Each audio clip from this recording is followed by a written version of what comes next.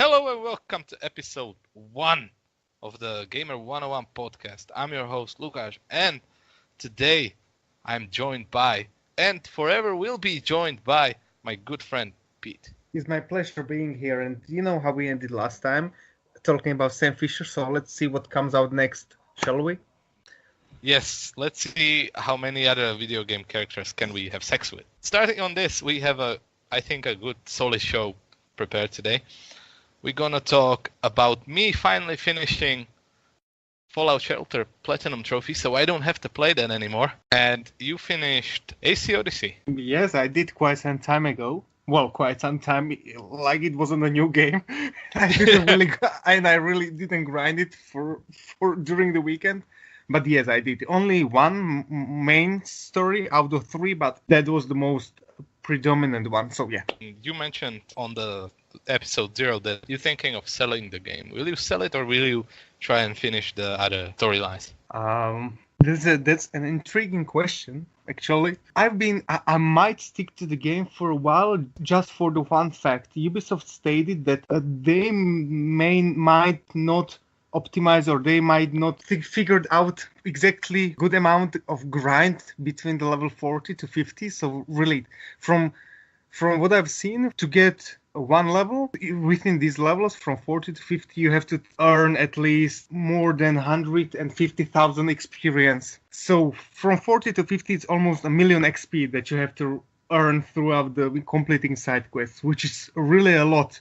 If you think that clearing out the camp will grant you 20k or so, and any side quest at this point is also giving you around 25. If they do that, if they adjust the way the XP is earned throughout the game, I might eventually explore the whole world and maybe finish all 3 main stories. Knowing you will not go back to it. I've been playing it throughout this week and also last week. Not really grinding it, but just there are still unexplored areas for me, even though I'm currently sitting on the level 45 and half, I guess. And that's another discussion where I've seen few articles that were dealing with is the enemy. So this is a question from my side to you. Do you think that enemy scaling is a good thing or a bad thing in a video game? You know what? I'd say I don't like. Mm-hmm. Is there a special or a reason why not? I don't know. Now let's talk about this enemy scaling only purely in single-player games. In single-player games, including Witcher 3, Assassin's Creed. There was no level scaling. You could turn it on actually. I don't find it necessary in single-player games. Okay. There's content they play at the beginning of the game, right? You play your starting area, mm-hmm. and the enemies there are like little thieves and some wolves or something, generally speaking. And then your character gets stronger, gets better equipment, so you move on to the next area. And in the next area, it's, let's say it's a town or something, so the crime is bigger. So to me it makes sense that the scaling of the enemy is tuned for the place in the story that you are currently in. And the side quests, if it's a side quest, hey, these petty thieves stole some meat from my shop or something, if you're level 1 or at the beginning of the game, that is a decent quest. If you are level 50, then that's like, you go there, you punch him once, he's dead, you go back. Because that makes sense. That's when you're if you were level 50 in real life, let's say. No, I wasn't ever that we have leveling in our life. I wonder what levels our lives would be. We are low level. We're definitely low level thugs. Yeah, we are low level. So that's why it doesn't really make sense. So my answer was much more simpler than yours. It's not a simple question. I mean, but the answer is simple because there should definitely be an option to turn it on or off at any time. Because if the enemy scaling is there, even the old quest that you have taken could be completed at any level, and the rewards and the XP will be adjusted. But it then completely destroy. Yes, that's how the AC Odyssey works. Let's say that you didn't complete the quest on your starting island. You go back, not only your reward will be moved from rare to epic, but also the amount of XP that you get will be equivalent to your current level. Not to mention the enemies will have the similar level that you are right now if you go back to the very first island where you started. I guess that's what I don't like about it, because how do you then narratively explain that Yes. a first level quest of killing 10 boars to bring some meat to the village, all of a sudden after you playing for 20 hours and I don't know, sacking Sparta or whatever you do in that game, you come back and all of a sudden from these boars there's dropping legendary armor or something, or the meat is suddenly better quality. Why do we keep coming to the meat? Are you that hungry? I know I'm not hungry. I thank you for asking. Anyway, I guess to put it, still not a simple answer. All my fellow D&D players will understand this. When player characters get to a certain level, all of a sudden they get the ability to not care about overworld encounters. When you're low level, anything you camp in the wilderness, you get attacked, it's always dangerous. When you're higher level, you don't even need to camp. You just teleport from one place to another. So that's what I think is the same with video games. You get to a certain point of your character's progression, you shouldn't care about these little, hey, hunt me some animals, or gather me some flowers, or bring me this or that. You just don't. Okay. There should be things you do when you're low level, there should be things you do when you're mid level, there should be things you do when you're high level, and then there should be things that are over your level, so end game content. That's what you're in up for. Not that after 50 hours of playing I can go back to my starting island and get my ass kicked by something I would kill just by 40 looking hours at it. Yes. Okay, I see your point. To sum it up, our very quick review of AC Odyssey. The way on the webpage, that's not online yet, I know, but will be soon, I promise. Reviews work is we have a text, but we don't not have time for this. So give me a couple sentences what's good, give me a couple sentences what's bad, and give me a number from 1 to 10. No decimals, because decimals are for... Okay. So what's good? Definitely the scale of the world, the complexity and diversity of the world, in the engaging side content and side missions to some extent, and really interesting and engaging story. What's bad? You know, you wanna go to the fortress, and sometimes it doesn't work out when you go stealth. So you have to kill someone. Obviously, if you can kill someone, the bounty hunters are gonna track you. So now you are in the fortress, surrounded by a lot of guys, and then another bounty hunters come who are supposed to be over your levels, and they should be fought exclusively one on one. Not 5 elite enemies are suddenly surrounding you, which is really annoying. So then it forces you to run. So the mercenary system needs some needs some tweaking for sure. The frame rate wasn't also ideal. Some little bugs here and there. Also, you played it on the Pro? Yeah. And the frame rate was not great. I mean, it was... you could definitely see some stutters, but it wasn't anything game-breaking. I had way more even mini freezes on the regular PS4 compared to the PS4 Pro. That's gone completely on the PS4 Pro. It looks much better, taking into account the scale of the world. If you don't fast travel, it's basically one open world like Witcher. You don't have to... Technically, Witcher isn't one map, right? Yeah. Okay. Yeah, there are 3 regions. So that was negative. Then the story, even though I said it was really interesting, it didn't resonate with me in the end. It was kind of like... It started really great. It had an amazing middle part and a lot of story twists, but then it wasted its opportunity. So give me a number. And of the record. Spoiler warning. No, this is off the record. This is off the record. No. Spoiler warning.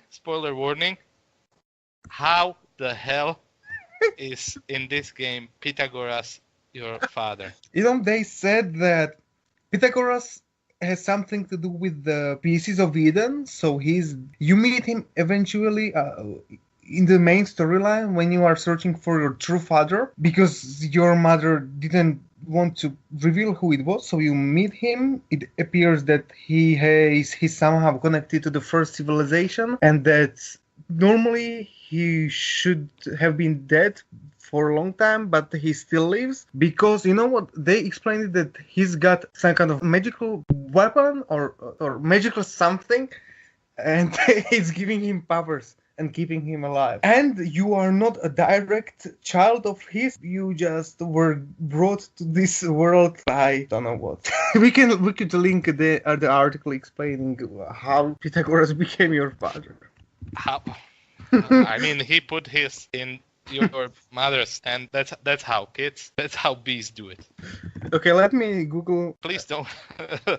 You're gonna Google how to make children now. No. I'm gonna. According to Pythagoras, he comes from a lineage of heroes who are tasked with protecting Atlantis from the outside world. He wields the staff of Hermes Trismegistus, which allows him to live longer than most mortals. Pythagoras was thought to be dead for the past 100 years. What? And dear listeners, if you're now more confused than before, I'm with you. I get it. Okay, spoiler warning end. Let's move on to the big one. And the number. I haven't given you the number. Now give me the number. Solid 8. Solid 8. You heard it here first. That's pretty good, actually. That's better than, to say the truth, that's better than I would have thought.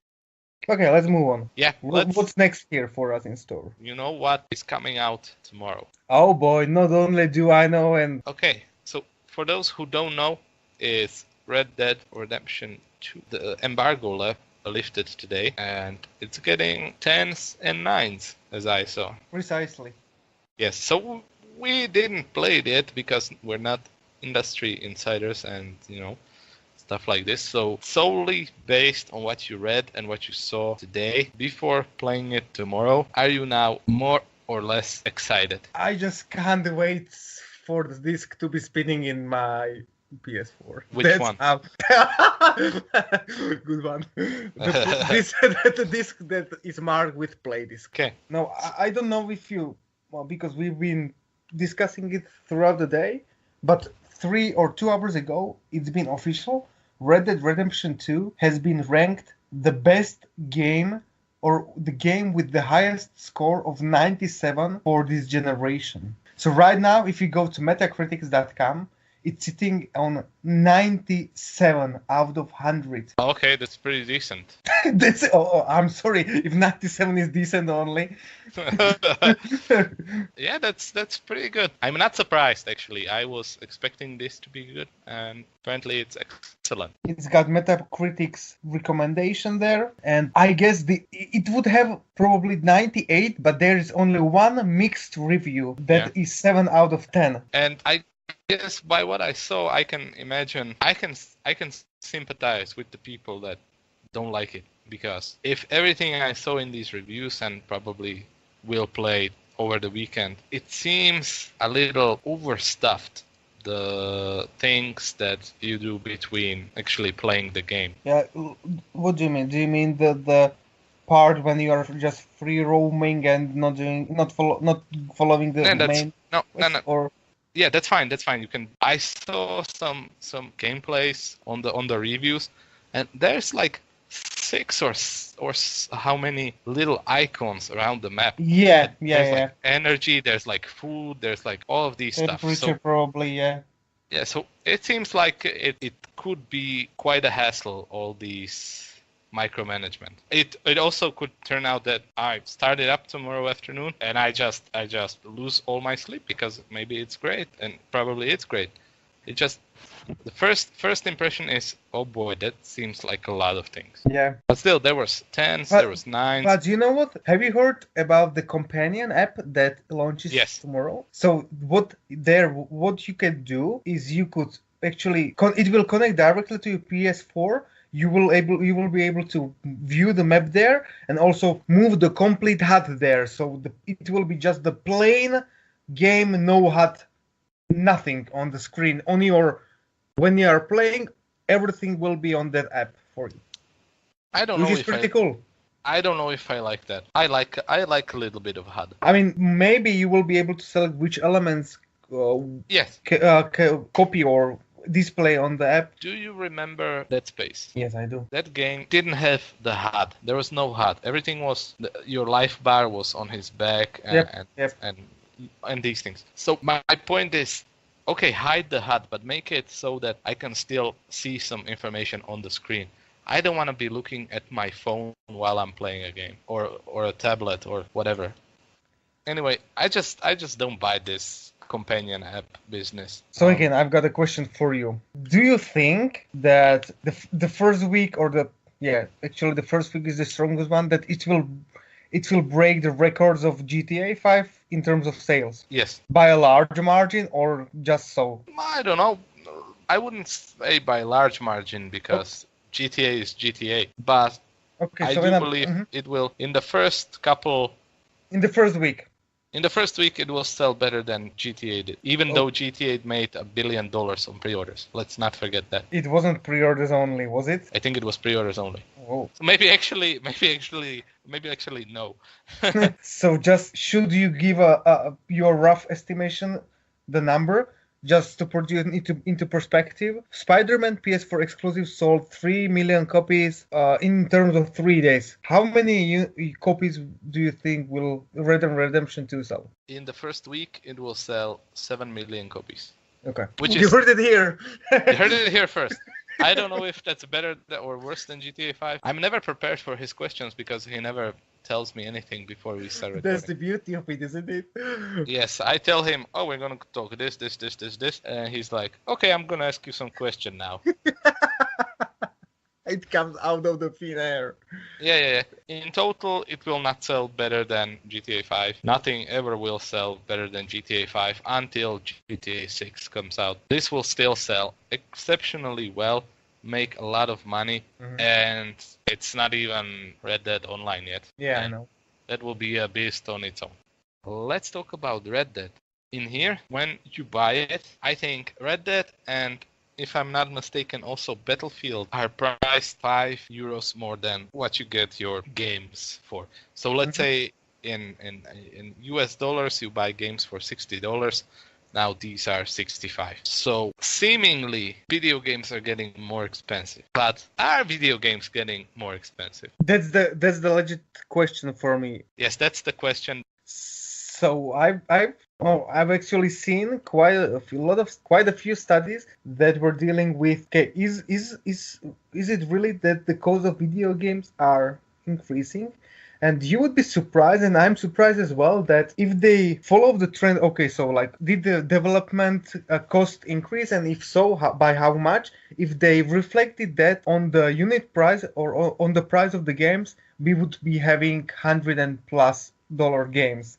Because over the course of the few years, if you look at the statistics, the cost for developing the games, because you need to really think about the people want 4K, people want higher res textures, people want longer support, people want side content or downloadable content to keep them busy. And previously, the machines were not that expensive. Also, the salaries of game programmers and developers weren't that high compared to the reality. So the cost of the development rose rapidly, while the price remained the same or basically increased just a very small margin. So I think that video games getting more expensive, we are not talking about the 100% increase. We are talking about, if you only calculate the inflation to the formula of how the prices are decided, you would have to have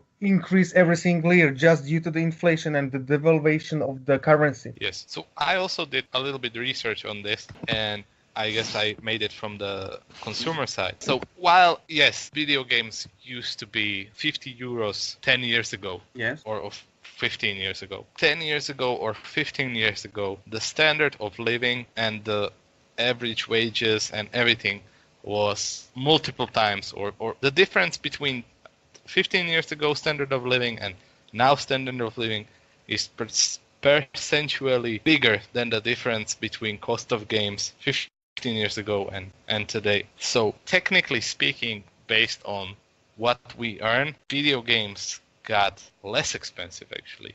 Yeah. So Are video games getting more expensive? Final answer. Only price-wise speaking, yes, but compared to the other factors in the whole formula, no. Actually, they are.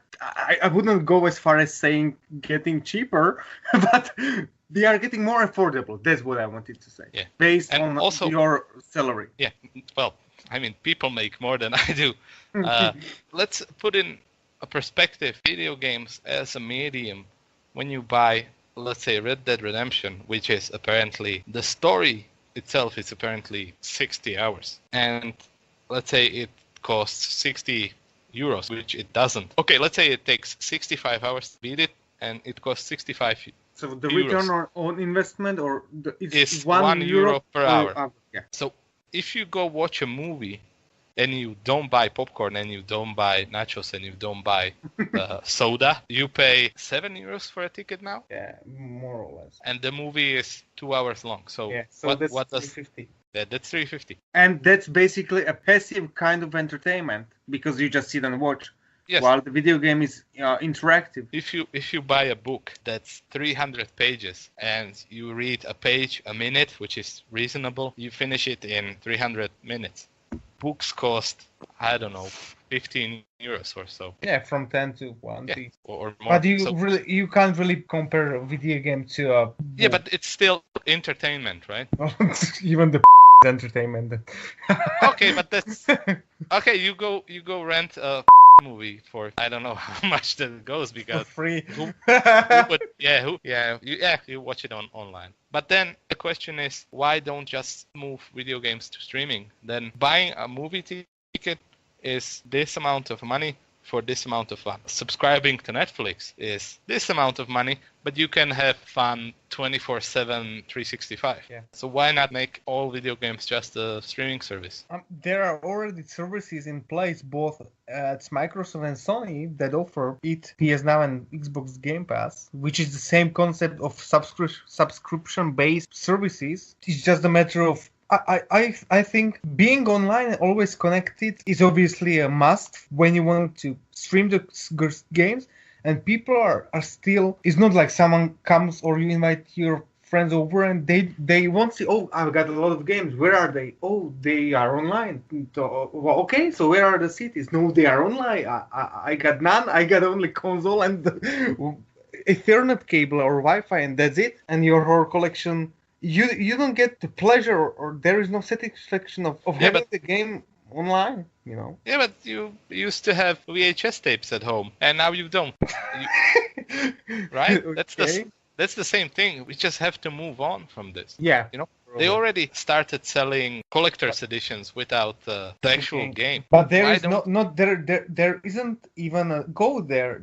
There isn't even okay, there is a subscription service. The technology, let's say, is 70% there. It's still not better or at the same level as playing it from downloaded or from a disc. I think I'm not exaggerating here. So I have a subscription service, but I'm really a big fan of whatever Persona. So this new Persona comes out. I'm streaming it on my streaming service, but I want to buy the collector's edition, which is basically the developers putting together a box filled with, here's a toy, here's a soundtrack, here's some art book, and here's, I don't know, a keychain or whatever, and a bunch of stickers. Put them in a nice box and mail it to me. Okay, I want to really respond to what you said from the economic point of view.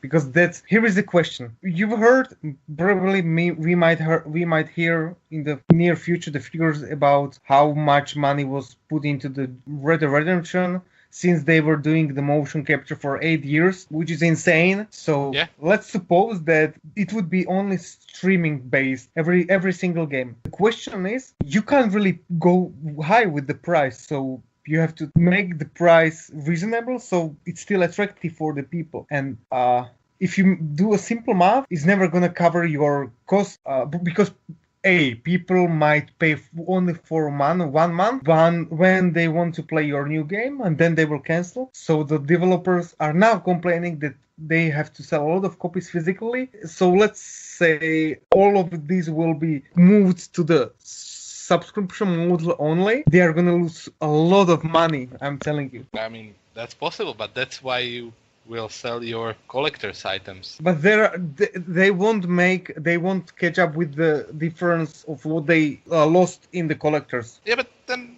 don't make that expensive games, you know? I mean, the technology will get there, so you don't have to... Okay. Again, let me ask you a question. Supposing there is already a online streaming service that works perfectly, your connection is fast enough, and every new game that comes out will be there day one, okay? Yeah. How much money are you willing to pay monthly? 60 euros. Oh, so really every month you are willing to pay 60 euros? I already pay 60 euros every month to buy at least one game. There is not a month when I don't buy at least one new game or a couple old ones for a cheaper price. I definitely do spend at least 60 euros each month on gaming.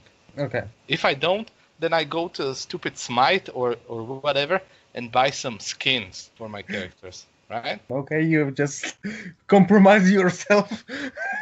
Why? I don't know. I didn't think that you spent... I mean, I spent that amount even more every month. You know, so how much do you spend each month on gaming? Well, this fall... No. Let's say on average, this year, I know you did some math. Let's say, how many games did you buy this year? This year, 2. Tomorrow's 3. Okay, 5. But normally I didn't buy. Normally I am not buying. I buy games, huge games, AAA games when they come out, and then maybe a super reductions or extra flash sale on the PS Store. All right. So let me ask you different. How much would you pay a month? Not more than 25. Let's say it's 50 euros, so it's easy math. There's how many PS4s and Xbox Ones are in the wild now? But you can't make it like that. Not everybody's gonna... Let's say half the people do it. So let's make 35 million or 40 million. How many people are subscribed to Netflix? 110? 2.5 billion euros. What? Yes, is it? I'm not making math. Count it. 50 million people, players, are paying 50 euros per month. 50 times 50 is... Yeah, that's 2,500,000,000 euros. Yeah, it's 2.5 billion per month. That's a lot of money. That will cover your cost. You get as a studio, as a publisher, or however they want to split it. But, okay. In 7 years, if you get your publisher is someone not that big, let's say like 2K. Like Hello Games? Yeah, no, let's stick with 2K. Let's stick with 2K. They're not that big. They get 3%. 3% of 2.5 billion per month is I don't know how much. You tell me. Just multiply it by. You do it. You're the just genius. divide it by 100 and multiply by 3. That's 75 million. 75 million per month. No. You are doing the math wrong, because 75 million is the whole revenue for Sony, and they would have to make they would have to split it according to how many hours or some sort of. This is Sony's revenue. This is the 2.5 billion is Microsoft and Sony together. So based on this is played on this is played on this. And let's say it's even split, so it's easy math, it's even split, everything is even split, okay? Now, these games are gonna get played a lot when they come out, so the new game will get the most money, right? Because it's played the most. From the 50% of 2.5 billion, which is 1.2 billion, the provider of the service keeps 50%, which is $600 million. The other $600 million each month is given to the publishers, of which there are like 6 or 7, and some of them like Devolver Digital and someone they get like... That's the mistake what people do when they get involved heavily with the numbers. When our webpage is up and it's working properly, we will have a written article with done math on this subject. We will see. Because again, like it would require tremendous capacity to because it's not that's like Netflix. It's not like they keep half of it. But it's not that easy. Okay, let's think about Netflix. Netflix, they've got servers, they've got cloud storage. So basically, you just access the data somewhere on their storage and you just play it. That's it. While with the games, they would have to have separate skyscrapers with the powerful computers where everything will be running. Okay, new game comes out. Suddenly, day one, there will be 20 million people streaming it at 4K at the same time. How do you make that happen? Technology. But it's not. You would have to have quantum computers. Make it happen now? But now it's not 20. But now it's a voluntary. But you are talking about mandatory. Okay, I said voluntary later, and 50 million it's just a number for easy calculation. I think it would be still a lot of money to be interesting for the developers and the publishers to put their games on it. It will be, but it's not possible within 5 years. Definitely not every single game there at 4K to be streamed to your... Because obviously you don't have to have any... You could play on wooden PC or have a Chrome with a Flash player. You just have a USB stick. HDMI, yes. You just have a USB stick and a controller. You plug it in your TV and you're ready to go. I'll make a bold prediction. 2027, this is happening. Yes, okay. Definitely. No, that was a long silence. I think by the 2030 we would be there by the end of 2030, but definitely not in the upcoming few years, meaning 4 or 5. PlayStation 6 and Xbox XXX will be this. It will be digital only. Streaming will be heavily encouraged. I just don't see that.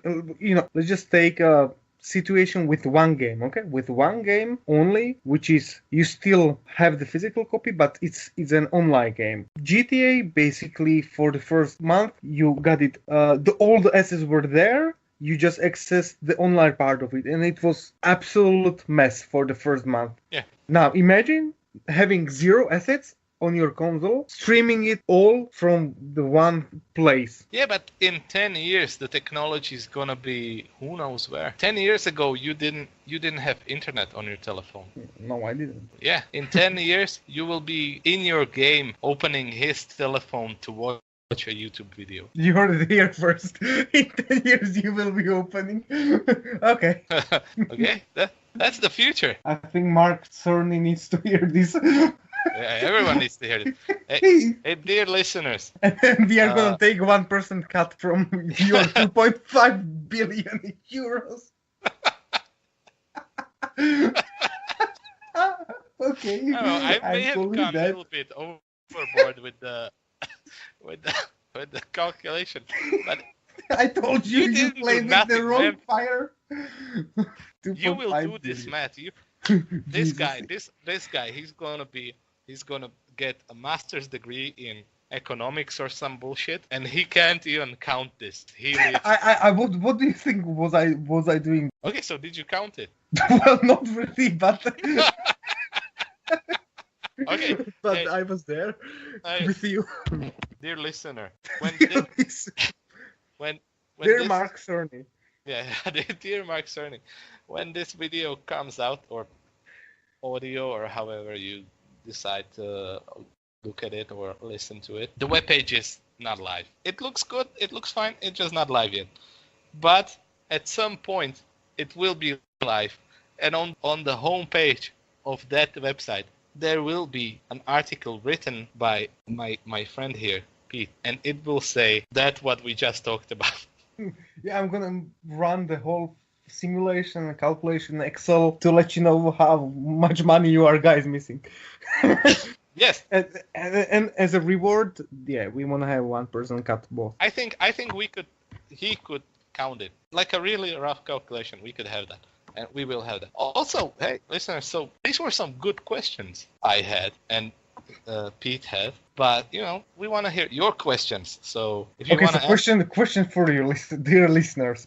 Would you be comfortable with paying 60 euros for streaming-only subscription service? Let us know in the comments. Or tweet at us at Gamer101EU. Or visit our Facebook page. A link is in the description of this podcast. Do we have a description? Yeah, we have a description. I haven't checked it. Yeah, there's everything. There's Okay. also the Twitter handle. If I got it wrong, there's the description. You can if you're on YouTube, you can leave a comment. You can email us. I think I don't know the email. I think it's no reply at no. It's No. not. Okay. So yeah, dear listeners, if you have questions, please do ask them. Please do. Okay, so then maybe one more question I've got for you. Yeah. So if we go to that subscription model of streaming the games, then the new video games will be like extremely cheap, correct? Yes. So what do you expect to be? What do you expect the price for the streaming only console? Because there are some rumors that Microsoft will present some sort of streaming only Project Scarlet next year or 2020 or 2021. So what do you think the price of that would be? I mean, it depends on the tech. If it's something like Steam Link, which it will not be because that's different technology. What's a streaming thing you can use? Nvidia Shield. Yeah, and how much is that? $350. Let's say it's gonna be $300, and then you pay $60 a month and you play all the games all the time you want. I can very easily imagine Microsoft just putting it on Microsoft Store. Mm-hmm. There's just gonna be, you don't even have to then buy a console. You can just stream it directly to your PC, or maybe Sony just puts it on their smart TVs. There's gonna be a PlayStation app. You're gonna stream directly to it. So why not? Yeah? You're gonna connect the controller with Bluetooth, which you already do. Huh? Yep. Okay. So before we wrap this up, we got one last thing to do, and that thing is guess who? Yeah, you got me all excited. Yeah, I know you love this part. I know what are the potential answers.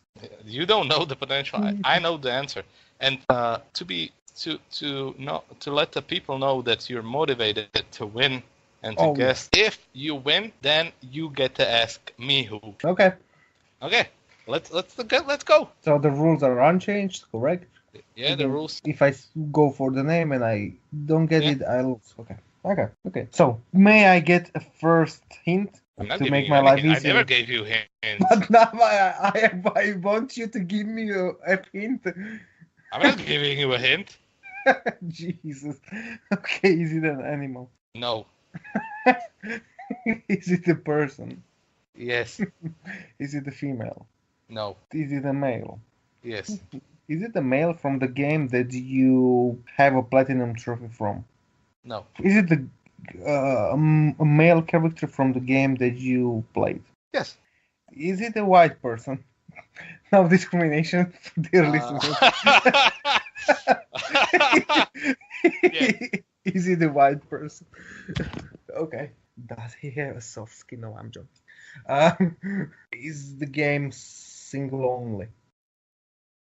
No. That was a long thinking. Yes. There was games that weren't single player only. There were games that were single player only. Oh, is it the game across at least two generations? Yes. Is it the game across two generations, meaning PlayStation 3 and 4? No. Is it the game between generations across two generations? So, okay, let's rephrase that previous question because I think you're confusing yourself. That's what I do, but. So what are you trying to ask? I'm trying to ask if that game was on board, if the series, if the game had multiple generation. At least two. Yes. And you said PS3, PS4, no. No.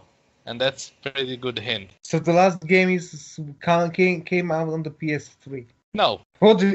No. Did you at any point ask if it was only PlayStation? No. So why do you think it's on PlayStation? Because we are both PlayStation oriented. Whatever. This show has no discrimination. You can be a character from whatever. You're already at 6 no's and you know that it's a white guy. That's all I need to. That's like 70% of the characters. Is this game part of the Game Pass for Xbox right now? Are you completely and utterly sure? Yes. Was this game at any points on PlayStation Plus? No. Can I still buy this game in the stores? Yes. Again, sure. Yes. I mean the new, not the use your own copy, the new game. Yes. Does your character have a sword? No. Does your character have guns? No. And now you need to guess the name because your 10 knows. Is it Luigi? No. You dumb idiot. It's Mario. Really? I thought that Luigi will be complete like BS, and you telling me that I almost got it right? Yes. Jesus! Oh my! OMG! Really, the character was Mario? Yes. Once I get an answer and I win, then there will be no coming back because I'm gonna come up again. Yes, because you're I'm an gonna asshole. come with- I give you the easiest characters. That was episode 1 of the Gamer 101 podcast. I hope you made it all the Till way the to the end. end. Please tweet us your questions. Please tweet us any feedback, what you liked, what you didn't like. Tweet us some character names so we have something. I guess see you next time.